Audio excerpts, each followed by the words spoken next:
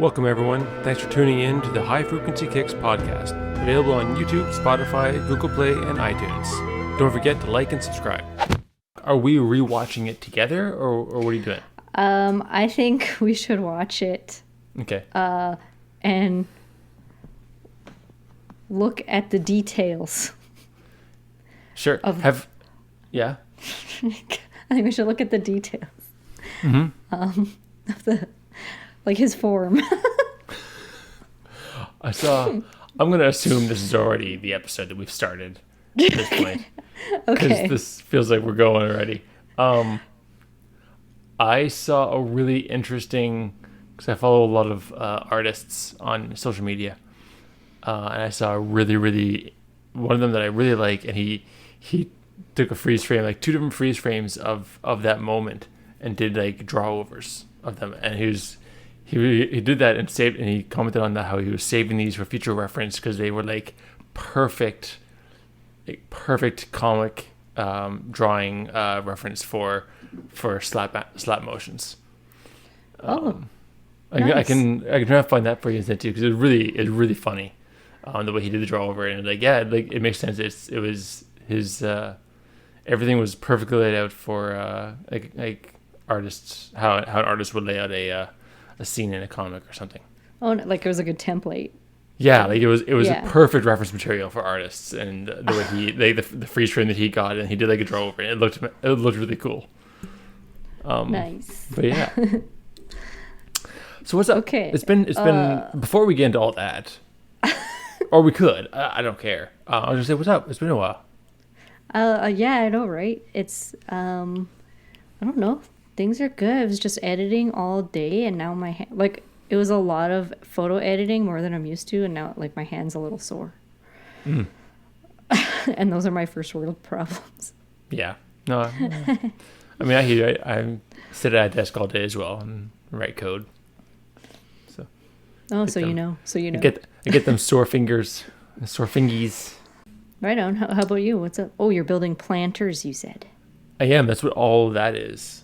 I was thinking You're about not a it. messy person. You're just building planters. No, I'm awfully messy. I'm horrible. Oh, okay. But this is not because of that.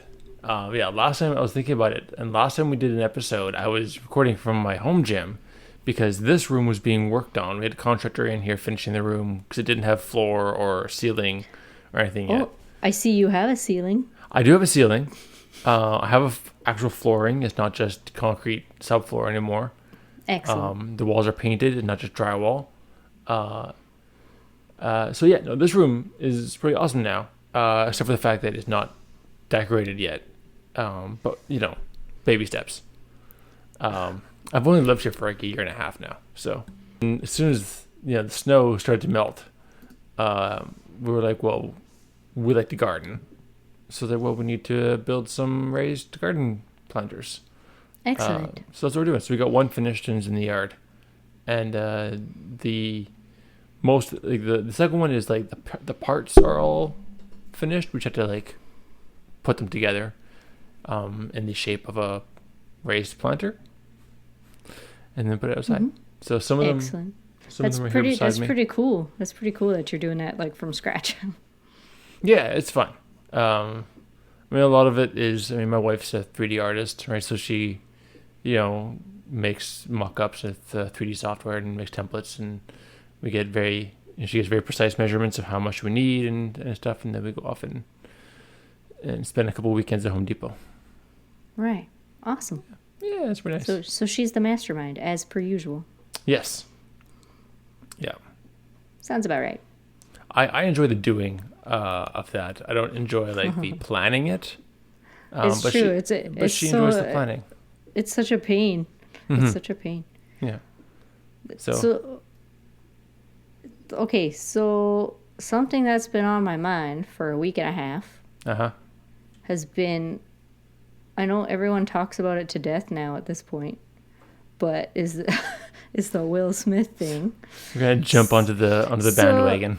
Yeah, I have to. Okay, I've been I think about it every day. I was very entertained by it, and I feel very special that I was there and watched it live. I was gonna say, because from what I remember, you still watch the Oscars live when it happens, right? I do. Me and my dad get together and we place bets. Like we make a game out of it, like who can guess the most wins from the awards. Oh, cool. Yeah, so it's just like a fun little game that we play. So I go to his house and watch it because I don't have cable anymore, and yeah, that's what we do. But you know what? We almost didn't watch it this year because last year was so bad, and we just turned it off after like 15 minutes because it was like because of COVID, it was like completely different. And I was like, I'm not watching that again. So whatever, turned it on just to see how it goes, and boy, am I glad we did, because we turned it on, just kept watching it, and then all of a sudden the slap happens. And then I thought this would be a great thing to discuss and analyze from a fighter's point of view. Yeah. Also, I would like to just it's funny to me that you were watching it live, because I was not. I don't watch the Oscars. Mostly I don't care. Not a lot of people do, no. No. A lot of people don't watch it anymore. But I remember I learned about it because I was just like, we're just watching TV. We were watching something else, I think, on one of our streaming services. And I took a moment, and I think I was scrolling Instagram or Twitter or something. Just like mindless, like killing time. I have 5 minutes while we're, I think, getting tea or something. I'm scrolling Twitter, and I was just confused because out of context, everyone is just talking about the slap and just saying slap and just talking about this event. And I'm just like, what has transpired? I don't know what's going on, but apparently someone has been slapped, and so I just spent some time looking into it. And at first, because there was a lot of discussion immediately about like, is this a bit? Is this planned? Is this like, is a thing? You know, which I thought was really funny that like no one knew if this was a bit or not. Yeah. Okay. That thought did cross my mind when I first saw it. We actually had to rewind it a bit because my brother and I were like talking over Chris Rock, and all of a sudden he gets hit, and then we just stopped. And we're like, wait, was that real? Thank God, my dad has PVR. So we rewound it, watched it again. I was like, okay, is this fake? Because like the Oscars were so bad, and now they're like desperate for viewers, like to, get more ratings. Mm-hmm. But then after the award was handed out and Chris Rock leaves the stage, if you look at him, he is pissed. He is very, very pissed. It looks completely genuine. I know Will Smith won Best Actor, but I didn't think he was that good of an actor that he was like putting on a show like that. Sure. Especially when they're playing themselves at an award show and they're like doing a fake skit like that. It's always a little, it's a little more cringy as far as their acting skills. Yeah. So I don't know. So I felt it was very genuine that way. But yeah. So I thought it'd be cool to like break down his slap a little bit. Also, I am very distracted because this shadow from this door behind me makes me look like alfalfa. You do look like alfalfa. I don't like it. I'm going to just shift my head this way. But good choice. Yeah, I don't want to. So alfalfa. Yeah. Did you watch it? Did you watch the event? I have not actually watched. Okay. We should get your reaction then. See, he does also, Chris Rock, that is. He does lean into it. Like, he's clearly not expecting him to do anything. Right? Because his hands behind his back and he's leaning forward like, as though he's like I think he's expecting Will to say something. Yeah, I think he's expecting him to say something. So that's why he's just kind of like, oh. Yeah. And because like we've seen pictures of them together and whatnot, so obviously they know each other at least a little bit. And yeah. So yeah, it's just like, but like once he got like really close, like in that arm's length range, that's when I was a little like, ugh. Well, Like when my mind personally went from, oh, he's not going up there to do something funny. He's got like I think like it felt a little dangerous once he got in that arm's length. yeah. Well, and obviously I can't. I'm watching the clip knowing what's coming, right? Right. Like I've seen like I didn't see the whole clip. I'd see little like excerpts or gifs or just screen grabs of that moment. But yeah, that was. He did. I feel like there's a lot to talk about here because on the one hand, there's like the technique side of like, was it a good hit? Which I really want to, before we get into that, to be like, whether I feel like it's a really touchy subject about who was in the right and who was in the wrong. Yeah. I guess we should touch on that. I think we should touch on that as well. And I don't take sides on this matter in any way. Because like I've seen a lot of people be like, oh, they should relax. It's just a joke. It's just whatever. That being said, and that's not my opinion. That's what I've seen online. People saying, voicing that opinion on the matter. The joke was at the expense of Jada Pinkett Smith, and another person doesn't get to determine how hurt emotionally or whatever she is by that joke as the butt of the joke. So other people being like, oh, relax, it's just a joke. It wasn't at your expense. You don't get to say how much it hurt. Mm-hmm. Doesn't mean Will was in the right to hit him. No, absolutely not. I feel like that's like lesson number 1 when you like start a martial arts class. Sorry if you can hear my dog drinking. Cannot. He's like violent water drinker. But anyways, you brought that up last episode. I can't hear it when we record. Yeah. When I rewatch the episode, I can hear it and it's hilarious. I love it. Oh, okay, right on. It'll be my thing. It's my thing. Yeah. He's still going. Okay. Yeah, first things first, like when you learn, or this should be the first thing a person learns when you start martial arts, is like, if you can avoid fighting, then do it. Like, avoid it at all costs.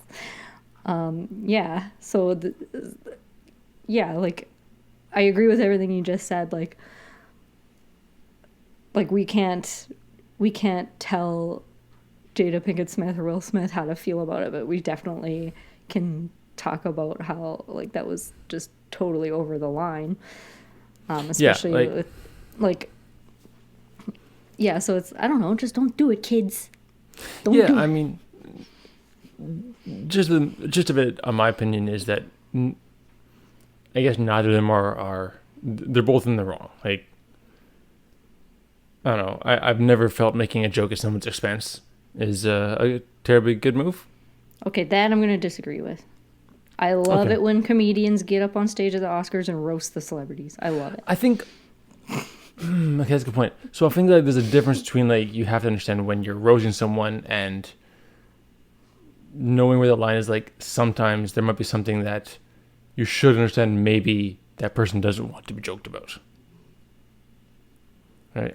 And but how is he supposed to know that? But how is he supposed to know that? And that's where the gray area is. And I don't know how close friends they are and what they know. Well, I think too, like, as if you are doing stand up at an awards show and you're going to do that, like, you do run that risk of, like, if you make a joke that sounds small, it could be bigger than it could be a bigger deal than you think. The risk of any comedian being heckled. Yeah, exactly. Yeah. So, I mean, that's a risk you take by being a comedian, I think, in general. That's a fair point. So I'm not a comedian. I have, significantly less risk of getting slapped on stage. I'm sure your dog thinks you're hilarious. My dog's just excited all the time. They're crazy. Okay, let's talk about the form. Let's talk about Will Smith's form. I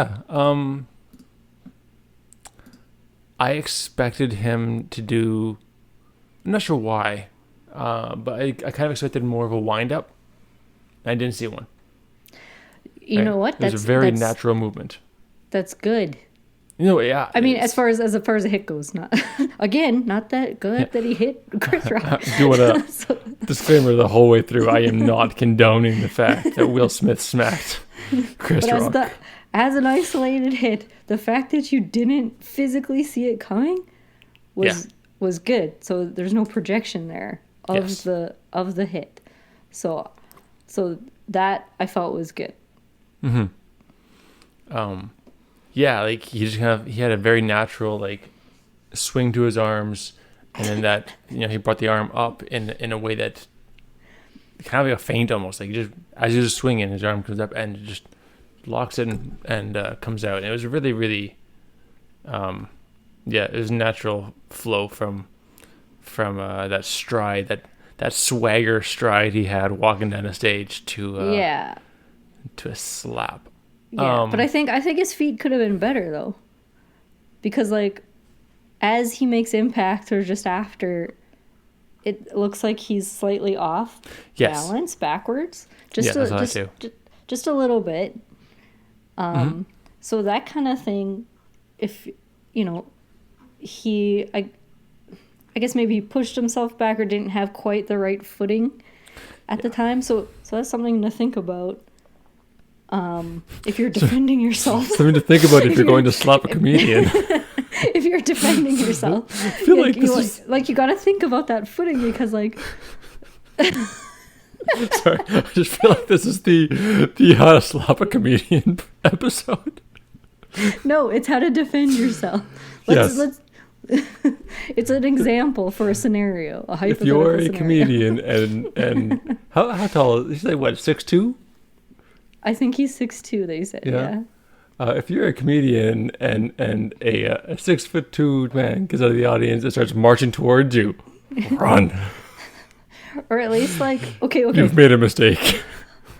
Okay, well, I want to get to the Chris Rock end of it in a moment, but like, also wanted to like bring up that like, if you listen to it, it sounds like it was, like it doesn't sound like a soap opera slap. Mm-hmm.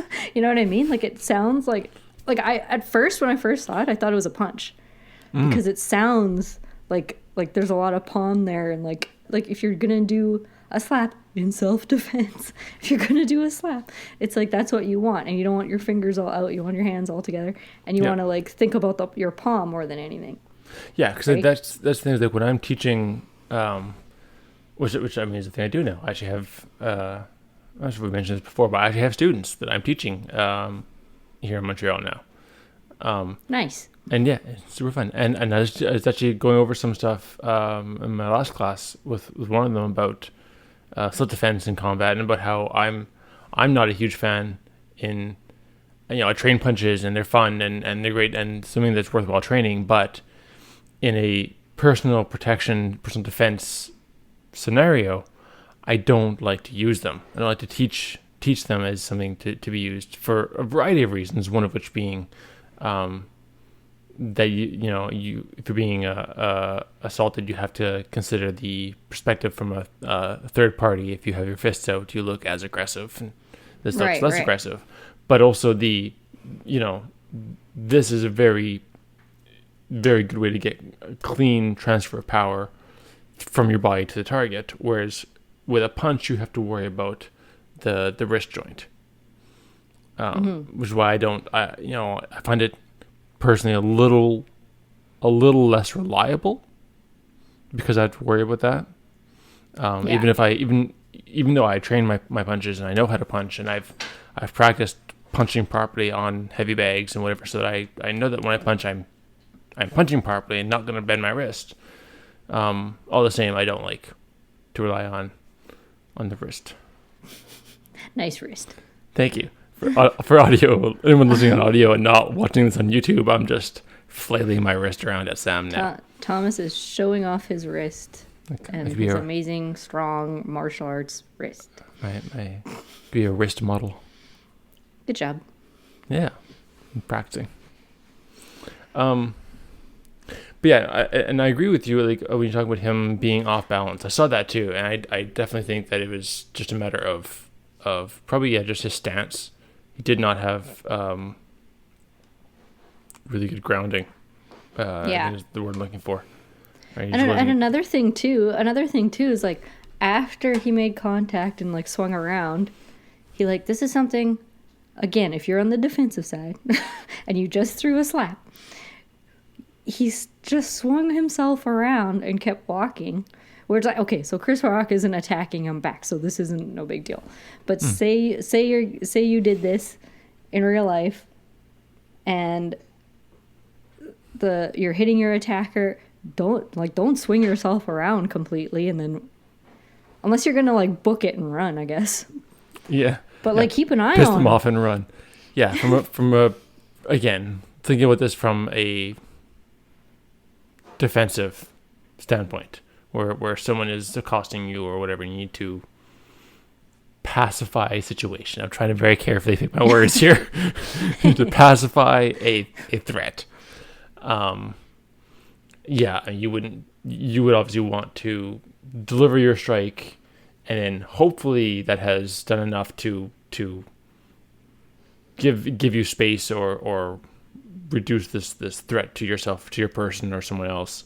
But then I'm not going to just hit and turn around. I'm going to hit and keep my eyes on this potential still active threat until I'm confident that it is not an issue anymore.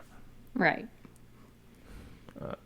And that's one thing that I know our teacher has always, teachers plural, I mean, we had many teachers over the years, but one of the things they've always instilled in us is that after you deliver a kick or any kind of strike on target, is that you keep your eyes on it and not kick or to do taekwondo, we do a lot of kicks, but strike something and then to turn around.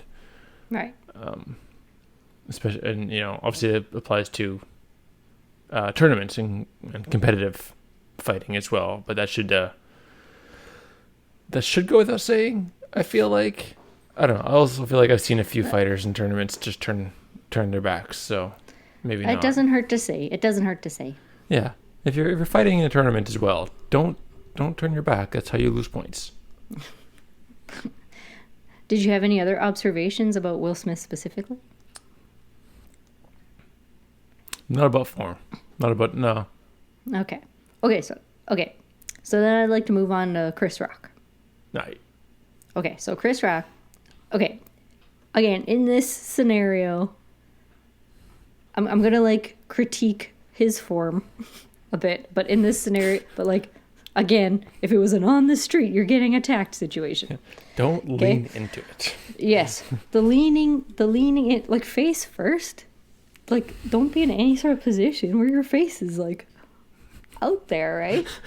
It's like that's the most important part. You want to like keep it in, keep it back here. Yeah. You're absolutely correct. Yeah. I think it's interesting that you were mentioning, like, again, you had the perspective of watching it live as it was happening and not knowing what was coming. I think it's interesting that as you were watching it, you could feel something was off.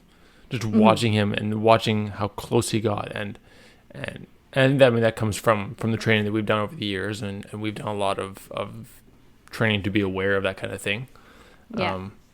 And I've done that. I've people watched, and people watched in scenarios where I did that in a hotel one time, traveling at a hotel that looked over to some bars, and me and some friends were standing at the patio watching. There's people watching people at the bar, and is me and a bunch of martial artists. This is one of our trips to see our grandmaster in Hawaii, and we're just watching, and we're like, they're about to get into a fight. There it is. And it's over. Yeah, so it's like it's interesting just people watching it and getting that habit of like reading a person's, for lack of better term, energy. Right? Yeah. Like, that energy that demeanor, that ambiance about or body how they're language, carried. I guess. Well, that's exactly what it is, right? It's the body language and reading, like, he may not have foreshadowed that slap with cocking his arm back and a big swing or anything, but like his demeanor and walking up there did not feel playful. No. Didn't feel kind. no. And like I said before, like when it's once he crossed that arm length is when I was like, oh, something's happening here. Yeah. Right, because like for me, I've never hosted the Oscars. I know, crazy. Not yet. But if someone were coming up to me and like, again, just boring old neutral situation, coming up to me and they cross that arm's length position, I'm immediately like gonna be more alert. If I wasn't already more alert. So like, for instance, so he has his hands behind his back. Everyone mentions how he has his hands behind his back. Someone's getting closer and closer, like you at least want them in some kind of more neutral position where you can whip out a hand strike of some kind, or at least like protect yourself, block yourself, right? Just to cover. Yeah. You know, like maybe he could have brought his arms up here or something. It would have been more helpful if his hands were like at least just like in front of him. Yeah. If he was, just so he has that extra bit of guard. So like even so say you're like in a weird situation where you're reading that body language and you're like, oh, I feel slightly uncomfortable. Like just think about just keeping your arms in that neutral position where like you don't look threatening or like. Yeah, I know exactly what you're talking about. Do you know what I'm trying to say? I know exactly what you're trying to say, and there's actually a word for it. I'm not sure if you remember. We've both learnt this from our many seminars over the years. What's there is a so there's funny enough, there's a comedian who stood this way, and so one of our teachers named it after him. I don't remember his name, but there is another term for it, which is disco stance, because I think during disco time, I don't know, I'm a millennial. I don't know what disco is, but it's a very neutral stance. It does not come off as threatening, but it's very effective. It's useful for exactly what you're describing, and being in a position where you are prepared to counter, to protect yourself, protect yourself primarily, and then counterattack if need be, if there's a situation. And that's just standing one hand kind of across your chest, other hand elbow on top, and just like this. And usually, like you're thinking about you're something. standing, just like if you're just having a conversation, you're just talking, and you're standing here in a very neutral position. But then you'd also, footwork-wise, you're gonna have one leg, not karate or taekwondo forward stance or anything, but you can have one foot just slightly back, give yourself that grounding, that stance positioning, so you can hold your own if need to. You can shift your weight backwards, shift your weight forwards. But then from here, you have the lower arm that can come down, cover your lower side. This hand is here for a quick covering towards your head, as well as, like I said, being able to describe it a little more for the audio sake. Oh, right. We have audio listeners, and that's actually... Because I actually look at the statistics. Are audio. Yeah, a vast majority of our listeners are audio. Okay. So describe that your arm position a little more. So the way I'm doing it can be done either arm, but the way I'm doing it right now is my left arm is just kind of at my waist height, just across my body, and then my right elbow, I'm resting that elbow on top of my hand, and bringing my right hand up to my face, and so it looks like I'm just sitting and talking, having a conversation, and just holding my hand here. I can have it. I've got a beard, so I can just pretend like I'm just scratching my beard, or just a hand on my chin. Yeah, and conversation with a friend. And what it looks like you're just casually paying attention to your surroundings. It doesn't look threatening in any way, but you're essentially completely covered. And then also that one of your feet slightly back, so that you don't like do what Will Smith did and rock yourself back. Yeah. You want to it helps in that respect. Yeah. So this is a very common stance that's taught in a lot of law enforcement and similar fields where they or personal security or whatever, or private security, teach this stance because of its versatility, and because it's, especially when you need to de-escalate a situation, which is, again, like you were saying, usually our first go-to, should be your first go-to option. Try and just de-escalate. Don't want to get into a fight. Don't want to, have any kind of altercations. Just talk it out. Just, if you had a bar and someone's getting rowdy, just say, hey, let me just buy you a drink. We don't need to have it escalate. I'll buy you a drink. Go our separate ways. You have a good night. And if you're here having this conversation, you don't seem threatening. So you can de-escalate safely and have that conversation while you are physically ready to counteract in the worst case scenario, which is obviously what happened there. So yeah, he should have been here. If he expected him to say something, like we were saying before, he expected a joke or something to come from Will Smith. He could have been here and still done his lean in, but he would still have to shift this way then. Shift your head over just a little bit and your hand to the other side is very minimal movement. Yeah. But again, obviously, there's the mindset aspect of it as well. Like we said, he obviously wasn't expecting anything. You got, as I was saying, you got that sense. As soon as he got there, you were like, oh, something's not right. He's gonna do something. Chris Rock obviously did not have that sense.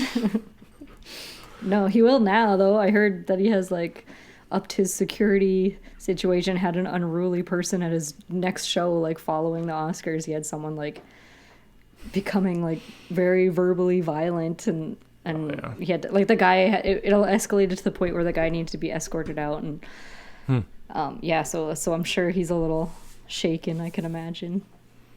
But you wouldn't, why would you think to need this kind of information in that context? So I don't by any means say that Chris Rock did anything wrong.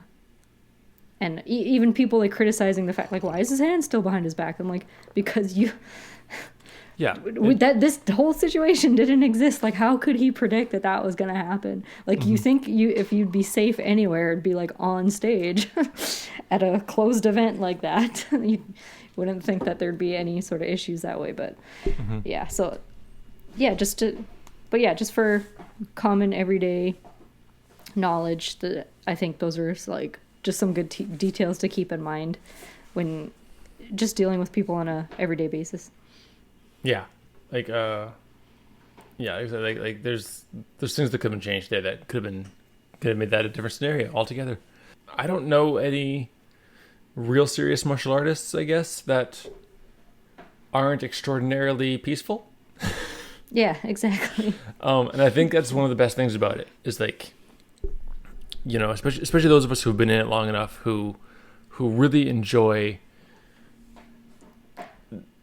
despite the occasional content matter of learning to damage a person, enjoy learning that, but enjoy it for constructive reasons.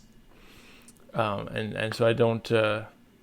I think it's a really good thing that if you need that peace in your life to be able to just kind of let something simmer and move over it, martial arts is maybe for you. Yeah, even within the specific techniques, a lot of it is, especially from my perspective, being a small person, a smaller human, a lot of it tiny little homunculus. Working on techniques. So it's I'm constantly thinking about using that offensive behavior to your advantage, or using it. Mm-hmm. So I feel like I've mentioned this before. It's just a good metaphor. So if someone's yelling or heckling you or making fun of you, or you work with that energy and kind of let it flow away from you, mm-hmm. rather than countering it head on with force on force. Yeah, I know. I had that, which is what Will Smith chose to do. Yes, he chose to take the direct route. Yeah, it's funny. That was a common feedback I got from my boss at my last job. Because obviously I don't just do podcasts and martial arts for all my life. No way. I know. So the last company I worked at, it was a common feedback from my boss. And it wasn't a bad one, obviously. It was a good comment, but he kept talking about how I was, in his verbiage, you always say that I'm very zen. And calm. He's like, nothing nothing ever seems to get under your skin. You're just very, you're very just kind of quiet and relaxed all the time. And and it was a job where what I was doing as far as programming is concerned is I had about a dozen to 2 dozen different clients that at any given moment could email me with requests for their software and things that I would have to change or fix or whatever. And I would have to change my day based off of who emailed me and how important the request was. And I had to decide how important it was. And so there'd be clients emailing and getting upset and yelling or whatever and be like, well, my thing is top priority. And it's like, well, not really, no. Your thing is, you want a button to be different color. This other guy's site is down, like it's kind of more important. And so I'd have to deal with customers and deal with this and change my day schedule all the time. But whenever things came up, whenever things happened that were unexpected and I had to completely reorganize my day or my week, he would, that's what he'd comment on, is that, you don't seem to get flustered. You never seem to get like annoyed or angry. Like you don't see that angry passion is kind of what he was referring to it, that anger riled up kind of thing. And I was like, yeah, well, it doesn't serve any purpose for me. It was like, things happen. That sucks. I can't fix it, but I can react to it. I can do something with it. Or you can not react to it. Well, I have to react in some way. The matter is, how am I reacting? Right. Right? Like, am I going to, my plans are changed. These clients need these things, and then these services broke, and these things aren't working. So now I have to change my whole month. Well, I can throw a temper tantrum about that, or I can take a moment, go get some tea, come back to my desk, take a deep breath, and just crack on with it. Like, it's got to get done one way or the other. And that's I think a frame of mind and something that I've gained through martial arts. Mm-hmm. That is, it's a great tool to learn from sparring. It's like who's it? Mike Tyson, I think it's Mike Tyson's quote. Everyone's got a plan until they get hit in the head. And it's that, one. Right? Like, everyone's got a plan and they get hit in the head. Your day gets messed up. A client yells at you and you have to change your schedule. Your plan's gone now, but you're still in the fight. You still have to do something. Mm-hmm. Right? Yeah.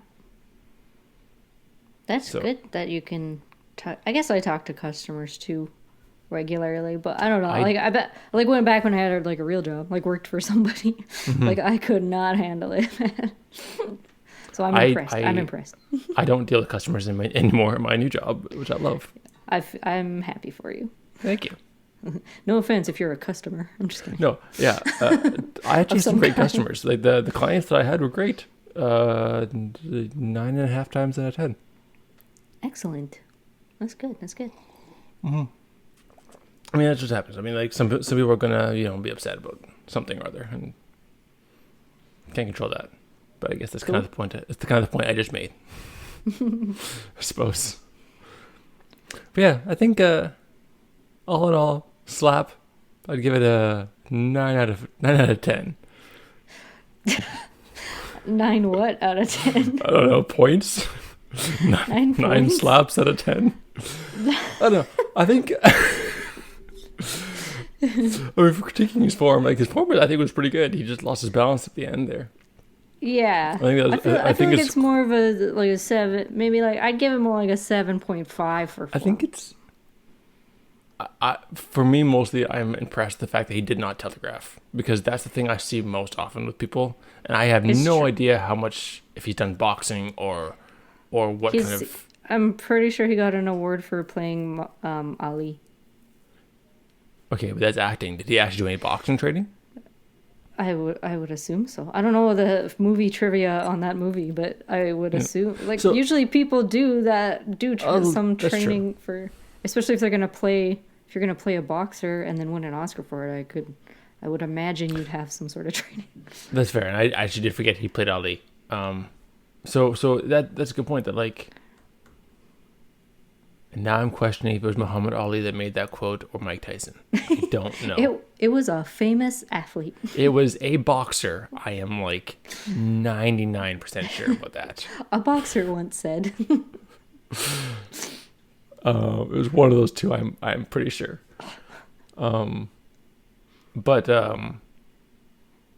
Yeah. So I would assume that if he for that role, he probably did some boxing training. So clearly, some of that I would assume stuck. Because one of the most common things I see, even in tournaments and with trained fighters that I've sparred against, people telegraph their moves, right? And so yeah, it came directly from that neutral walking position. Mm-hmm. It came from that position, which is what you want when you're defending yourself, or in a tournament. Disclaimer: defending not attacking a random person. Yeah. Defending yourself or in a consensual tournament. I want to put the word consensual in there because if you just call it call out non-consensual tournament, just calling out tournament and then you start punching people. I guess a non-consensual tournament is like a dog fight or something. Yeah. Just walk into a mall and just scream tournament. Once you declare it, it has begun. Just scream Mortal Kombat. Is that what the guy screams in that song? Like the Mortal Kombat song? Yeah, he's screaming Mortal Kombat. Is that what he's saying? Yes. Mortal Kombat. Okay. No, I just thought it was just like random screams. No, he's actually, because it's... I'm like a sound effect from the game or something like that. I'm fairly sure that song was written for... I didn't know it was like an actual word. Yeah, no, he's just screaming Mortal Kombat in the song. Good to know. In the song Mortal Kombat. Written for Mortal Kombat. Every day. I suppose that's it. Yeah, a non-consensual tournament is just walking into a mall and screaming Mortal Kombat. And then fighting whoever comes near you, who is probably the security guards at that point. Okay, so the next podcast, we're gonna go to the mall. And you're gonna yell Mortal Kombat, and I'll do the play-by-play. No. Thank you for listening to the High Frequency Kicks podcast. Remember to subscribe on your favorite streaming service and give us a like. I have this aversion to prison. Oh yeah.